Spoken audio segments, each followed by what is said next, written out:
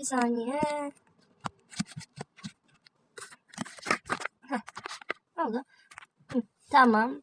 Dağınıklık için ve arkadaki şeyler için özür dileyim. Bir odayı toplayacağım videoyu çektikten sonra. Aslında ben neydi adı? Kargo videosu yapmayı planlıyordum. Ama maalesef bu iptal oldu. Onun yine Nisan ayında okumak istediklerimi göstereceğim. Nisan 2'si oldu ama olsun. O zaman başlayalım. Sude abla var. Onun bu kitabını aldım. Soğuk Cehennem. İçinden çok güzel şeyler çıkmıştı böyle. İmzalı göndermişti. İsmi özel. Yani güzel. Radyos hesabından aldım. Almak isteyen olursa hala varmış stokta. Hesabın ismini vereyim isteyen kişilere. Ürünle belirtin. Ben yapayım. Yazayım. Orhan Veli yeni almıştım. Dünden önce mi ne gelmişti. Yaptığım bir test kitabında çıkmıştı. Ben de merak edip aldım. Yani şu an okumaya üşeniyorum. İlk kez yazdığım halde üşeniyorum. Ama okuyacağım. Tuğba Ezici'den nasıl koydum ama senin insanliğine. 155 sayfa diye hatırlıyorum. Evet 155 sayfa. Güzel. Indigo'dan şeyden almıştım. Kırtasiye'den. 100 liraya almıştım 100 TL. Çok güzel. Hadi Tuğba'mı bilmiyorum ama güzel.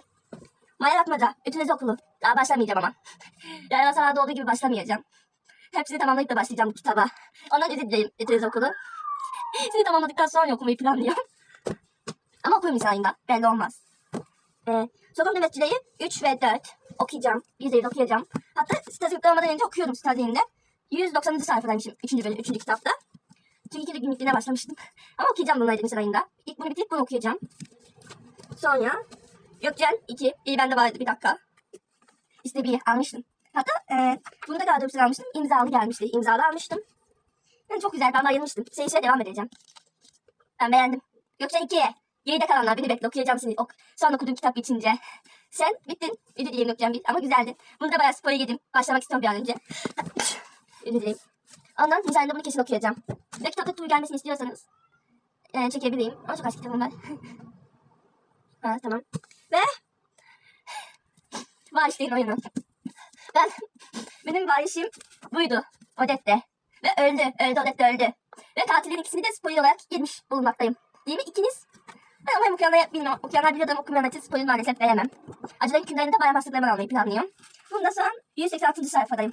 Ve okuyacağım. Okuyup bitireceğim spoiler yediğim halde. Ama kendim istemiştim spoiler. Yapacak bir şey yok. Ama güzel. Acıların hükümlerini kesin %100 okuyacağım. Nisan ayında bu ay bunu bitirip Nisan ayı bitmeden diğerini okumayı planlıyorum. Sonra Solucan, Umut, 1. bölüm, Zeynep, Seç. Evet bu Zeynep annem aynı hasta. 1997. Ya dayımdan aynı hasta ya da annemden. Ben bunu da anneme söyleyeyim. Bunu da okuyacağım. İkinci el almıştım. Aynı hesaptan güvenilir. Bir de ayrıca olduğu için yardım etmek istedim. 25 TL'ydi. Güzel bir kitap. Yani ilk kez okuyacağım. Ayrıca vesilem bilmiyorum da bana böyle geldi. Ayrıca posteri olmadan. Bunu da Nisan ayında okuyacağım. Sonra Leman Veli, Fela. Bunu da okuyacağım. Ama ayrıca çok tatlı. Ama tabii seni almayı planlıyordum. Kutu setini. Yılbaşından önce alacaktım da aldım da. Belki ben 3 gün içinde getirdi aldıklarımı. 3 gün içinde. Ve ben o zaman anneannemdeydim. Düşünün. Bunun kutu sesi de tükendiği için alamadım bir daha. Ama böyle almış bulunmaktayım. Bunu da merak ediyorum. Nisan ayında kesin okuyacağım. Kesin. Ondan hazırlan Fela. Hazırlan çünkü okuyacağım. Ölüler konuşamaz. Bunu kutu set olarak almıştım. Sonunda bu geldi ama 3 gün içinde. Evdeydim o zaman. Ama güzel ben beğendim. Daha başladım ama pardon başladım. Kaçtaydım? 1. bölümünü okuyup yapmıştım. Maraton yapmıştım. TikTok'ta. Hesabımın adını bilmiyorsam ezbere. Ama 2. bölüme kadar okumuştum. Spoiler 2. bölüme kadar yemiş olabileyim. Ama güzel. Buna da başlayacağım. %100 başlayacağım. Hazırlan neler konuşacağız. Nisan ayında sizin okuyacağım. Oyatın isterseniz yapabileyim bunun oyatını. Ve son olarak Didem Duygu Demir. Onun kitabı var. Kim derseniz çok eskiler bilir. Ben daha yeni alıp okumaya başladım. Güzel. Arkasında bu benim hikayem ve kendime kahramanı bir Koyu'yu anlatıyor herhalde. Tam bilmiyorum da arkadaşım olduğu için okuyamamıştım. Allah'ın izniyle başlayacağım Bayşe'nin oyunu. Bittikten sonra ya Sokak Nöbetçileri 3'e ya da Gökten 2'ye başlayayım. Bilmiyorum ama bunu da okumayı planlıyorum Nisan ayında. Çünkü çok merak ettim. Yani umarım güzel olur ya. Umarım güzel değil arkadaşlar. Şu an kaçta kaldığımı bilmiyorum. Farkında değilim ama hiç farkında değilim. Bilmiyorum unuttum kaçta olduğunu bir kitapta. Ama olsun okuyacağım. Nisan ayında toplam 1, 2, 3, 4, 5, 6, 7, 8, 9, 10, 11, 12 tane kitap okumayı planlıyormuşum. Bayağı iyi bir şey. Umarım okumam böyle gelişir. Ama bir arada sınavlara çalışmam lazım. Üniversite sınavlarına. Başvuruyu yaptım çünkü. Neyse ama en kısa zamanda yapmayı planlıyorum. O videoyu paylaştıktan sonra ya TikTok'a ya YouTube'a bir kargo videosu kesin gelecek bugün. Aldığım bir saat var. O gelecek. Onu paylaşayım. Bilmiyorum ama çekip taslağı da atabilirim. Belli olmaz. Dediğim gibi odamı takmayın. Toplayacağım odayı. Ama bunu götüremem. Ceyiz sandığını. Başka yer yok evde. Ama yatağımın üstündekileri toplamayı planlıyorum.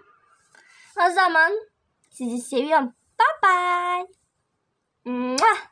Öptüm sizi.